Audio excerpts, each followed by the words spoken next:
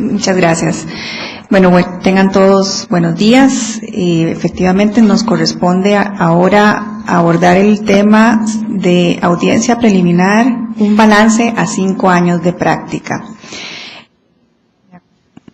Me acompañan en la mesa los licenciados Francisco Obando, Rosa Cortés,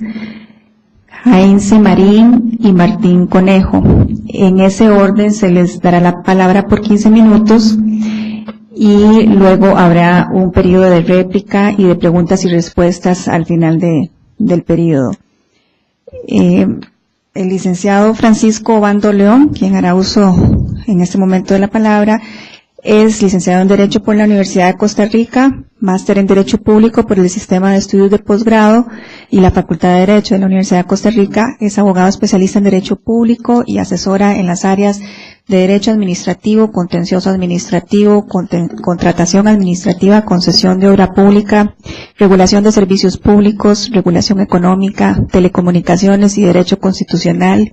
Se ha desempeñado como abogado litigante y además como asesor jurídico en materia de concesión de obra pública y alianzas públicas privadas. Es profesor universitario en los programas de Derecho Administrativo, Derecho Procesal Administrativo y Contencioso Administrativo y ha sido conferencista a nivel nacional e internacional en temas de Derecho Administrativo y Contratación Pública. Es autor de artículos de Derecho Administrativo en revistas especializadas. Licenciado. Bien, muchas gracias. Primero que todo, pues es para mí un gran honor el estar con ustedes esta mañana y por supuesto no tengo más que mi agradecimiento total tanto para el Colegio de Abogados como para la Comisión de Derecho Administrativo también de este colegio, quien pues me ha invitado y me ha honrado con la posibilidad de compartir con ustedes por algunos minutos. Como bien se señaló ya para efectos introductorios de lo que corresponde a esta mesa redonda, pues en realidad, y creo que por la visión que podría llegar a darse, siendo que estamos de distintas partes representadas en esta mesa, lo que corresponde es pues tratar de analizar cuál ha sido el desarrollo de las audiencias preliminares dentro del íter del Código Procesal Contencioso Administrativo. Y pues regularmente cuando uno pretende entrar a analizar este tema, pues creo que resulta fundamental hacer dos acotaciones. La primera es que muchas veces uno puede rescatar aspectos beneficiosos o bondades que efectivamente contempla el código y particularmente en lo que corresponde a la audiencia preliminar y hacerlas valer por sí mismas. Y adicionalmente creo que no está de más también el hecho de poder traer a colación a la hora de querer hacer un comparativo y valorar cuál ha sido el desarrollo, si para bien, para mal, en cuanto a la oralidad en materia de audiencia preliminar, hacer un comparativo con el anterior régimen que regía la materia, me refiero a la Ley Reguladora de la Jurisdicción Contenciosa Administrativa. Y pues tratar de hacer acotaciones fundamentales de lo que por lo menos en mi visión como abogado litigante dentro de la jurisdicción pues ha contemplado el tener que verme en situaciones dentro del procedimiento como tal. Me gustaría efectivamente destacar dentro de lo que ya hemos venido conversando a lo largo de esta mañana algunos aspectos que considero son sumamente valiosos y que en el caso de la audiencia preliminar pues también son rescatables. Creo que efectivamente, y como lo señaló el doctor José Joaquín Villalobos en su exposición, hay a partir de la oralidad,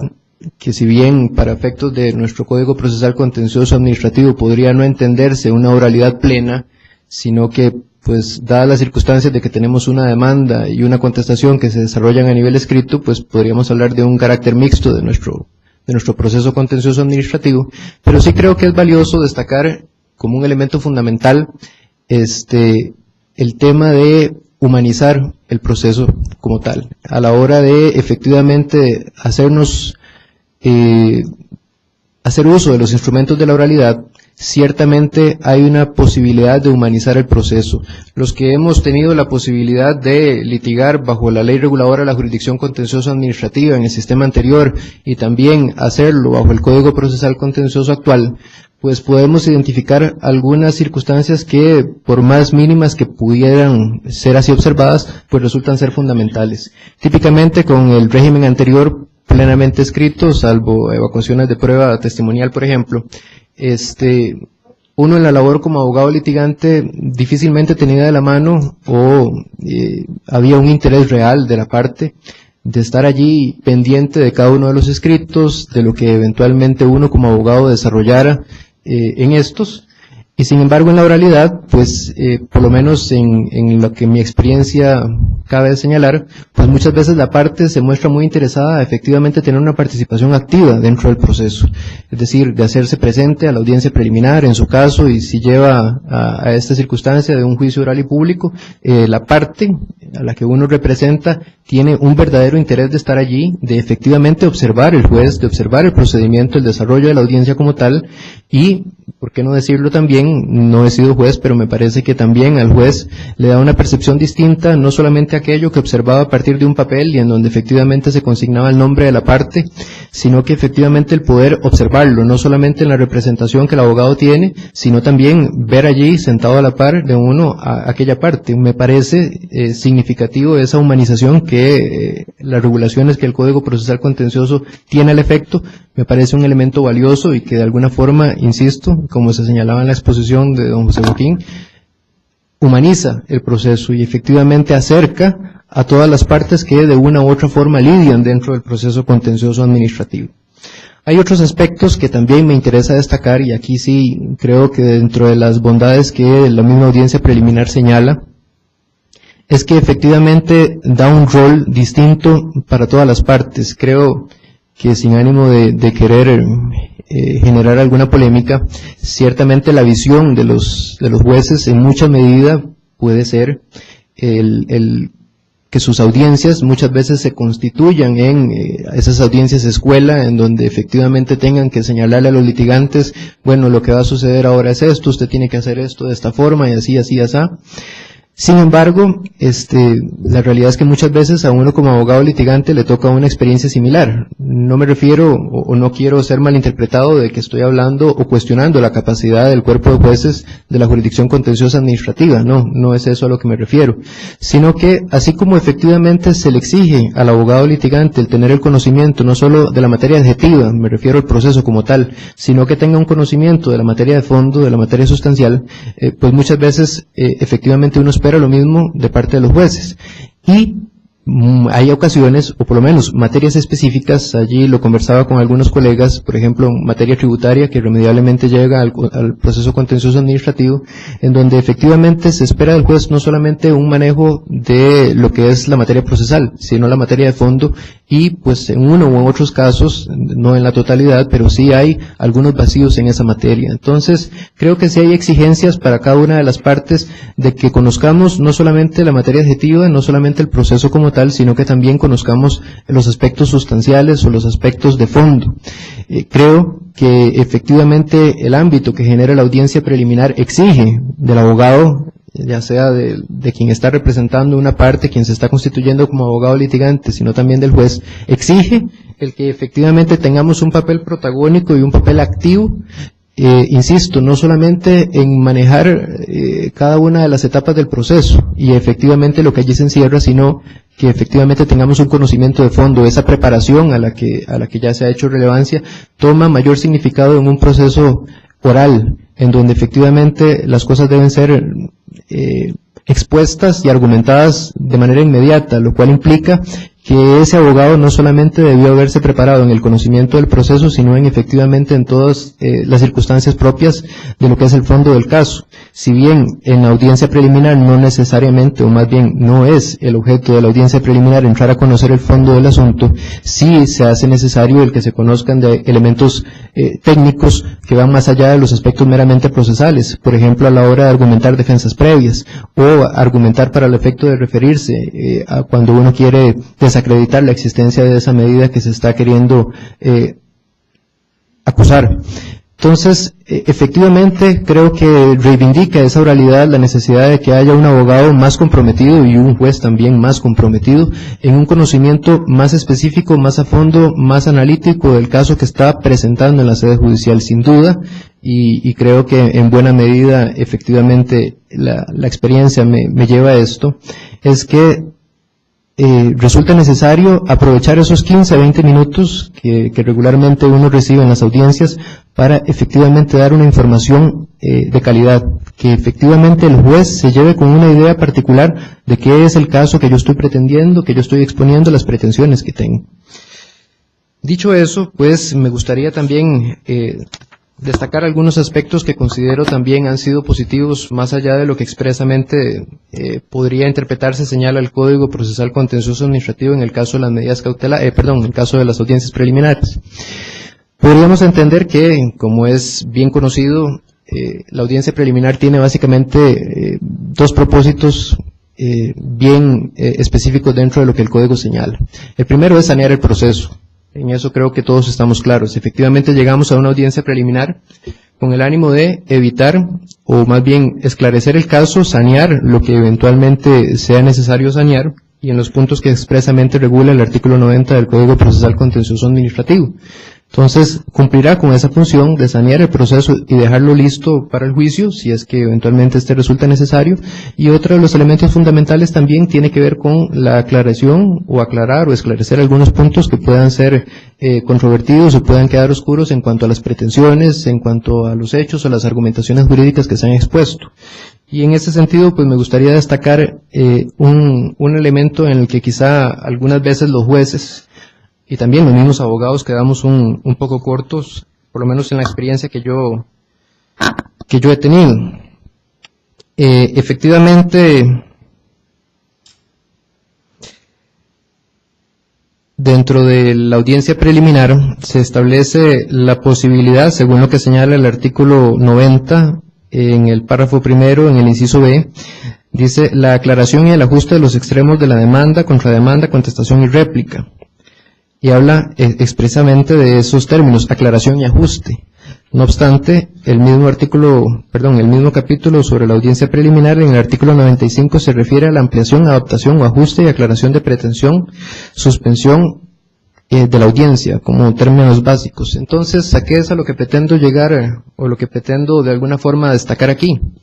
Que muchas veces en el desarrollo de la audiencia preliminar, y donde uno pretende hacer uso de esta posibilidad que señala el artículo 95, de hacer una ampliación de las pretensiones, pues me ha tocado en mi experiencia que la contraparte se oponga ante esas posibilidades porque estime que no es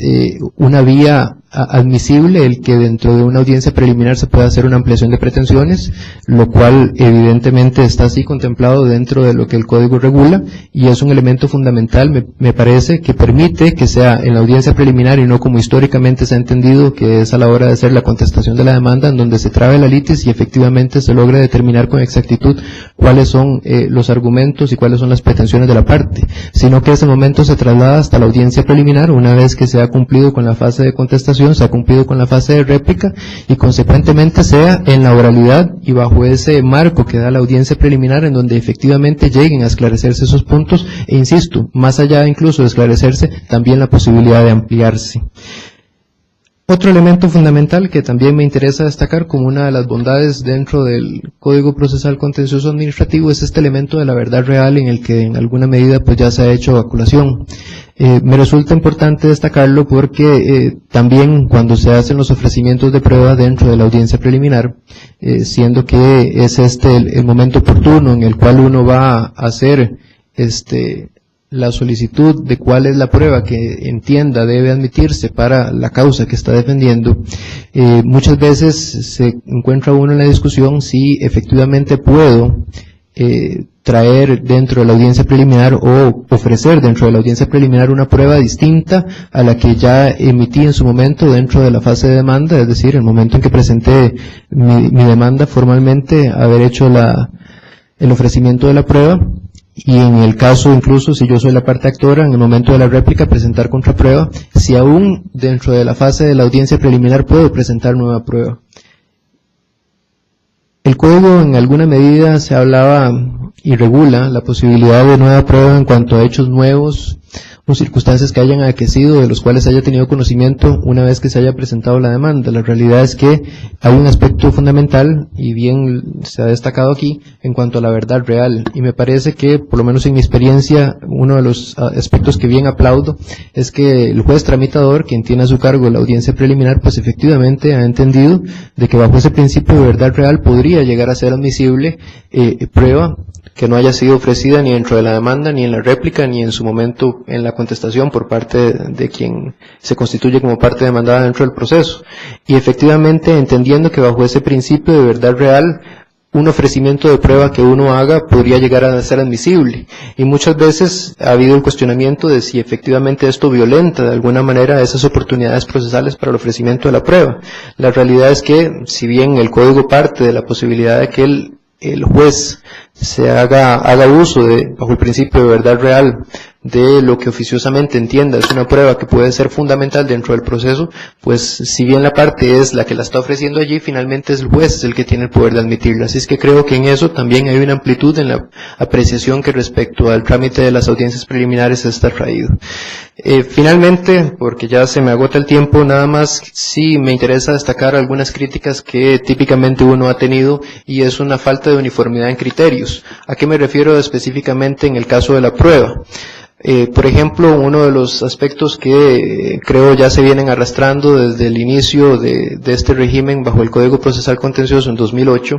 es el tema del ofrecimiento de los expedientes administrativos, en donde hay jueces en donde expresamente solicitan el que uno haga el señalamiento formal de cuáles son los oficios del expediente administrativo, los cuales uno pretende que se haga referencia y que sean admitidos como prueba documental dentro del proceso. Mientras que hay otros jueces en donde han entendido el criterio de que si el expediente o la documentación que allí consta es relevante, pues lo admiten en su totalidad. Entonces, por lo menos dentro de lo que nosotros como abogados litigantes hemos apreciado es esa falta de uniformidad, en donde quizá pueda establecerse a partir de algunos criterios básicos de determinar trascendencia de la documentación u otros, pero no hay una línea base para efectivamente determinar si debe necesariamente hacerse el acuse de folios específicos o si puede hacerse la presentación del expediente en su totalidad. No ha habido, por lo menos en mi experiencia y en las audiencias en las que me ha tocado participar, una línea de pensamiento por parte de jueces tramitadores en donde efectivamente se admite el expediente en su totalidad o simple y sencillamente se sigue la práctica de oficios específicos. No es uniforme en uno y en otro caso, y consecuentemente muchas veces uno no sabe qué es lo que va a ocurrir respecto a esa temática en el tema de la prueba. Y me quedan algunos temas en el tintero, pero bueno, quizá en la fase de preguntas y respuestas pues pueda darse chance a precisar o ampliar en algunos conceptos, pero el tiempo ya se me ha agotado y consecuentemente hay quienes más participan en la mesa y es de interés pues también escucharles. Muchas gracias.